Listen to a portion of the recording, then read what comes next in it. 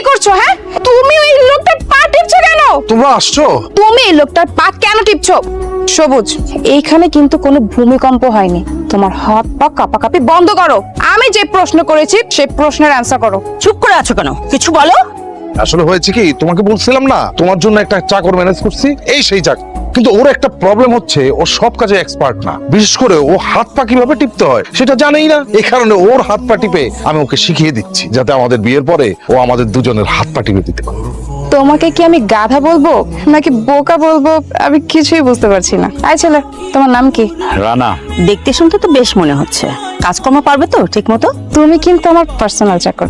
আরেকটা কথা, ভালোভাবে মাথায় ঢুকিয়ে রাখো, আমি তোমাকে যেভাবে চলতে বলবো তুমি কিন্তু ঠিক সেভাবে চলবে। আর আমার কথার অবাধ্য কোনোভাবেই হওয়া যাবে না। জি ম্যাডাম। একেবারে তোতা পাখির মতো চাকর, তোমার কথার বাইরে মিঠু শব্দটা উচ্চারণ করবে না।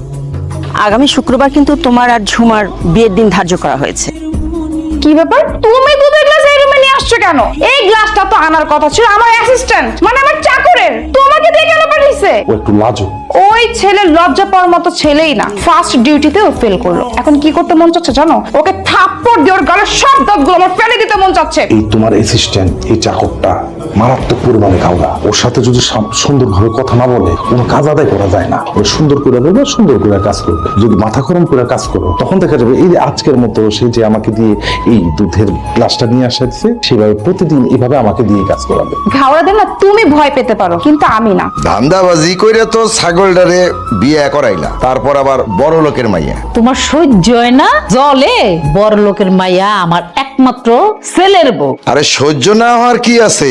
এরকম বড় লোক তো আমার জীবনেও দেখি নাই। তার নাকি পার্সোনাল বড় লোক লাগবো। বাবা, মেয়ের থেকে তো মেয়ের মায়ের ভাব অনেক বেশি। ভাবে মাটিতে পাই পড়ে না। বসেন বেন, বসেন। না, আমি বসতে আসি।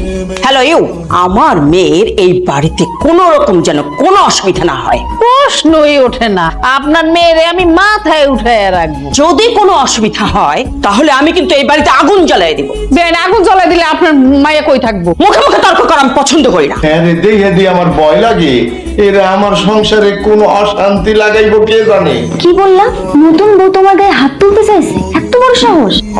জামাই বাবাজি, তোমার কথা শুনে তো আমার কাছে মনে হইতেছে পায়ের নিচের মাটি সরে যাইতেছে। আমি আগেই জানতাম ওই মায়া ভালো না, কারণ যে মেয়ে বিয়ের আগে চাকরের শর্ত দেয় সে আর যাই হোক ভালো হইতে পারে না। বাবা, কিন্তু সমস্ত বউয়ের মন পাওয়ার জন্য অতিরিক্ত বাড়াবাড়ি করতেছে। কোনো বাড়াবাড়ি সহ্য হবে না। তোমার ছোট ভাইকে এমন শিক্ষা দেবো শুয়ের মতো সোজা হয়ে যাবে। দুলা ভাই, আপনি আমার বাঁচান। জুমা তো আমার কাছে অনেক কিছু ডিমান্ড করতেছে, ডিম, দুধ, কফি, তারপর খাসি মাংসের গুলা কিছু নেই। আমি এগুলো কই পাবো আপনি আমার বলেন তো।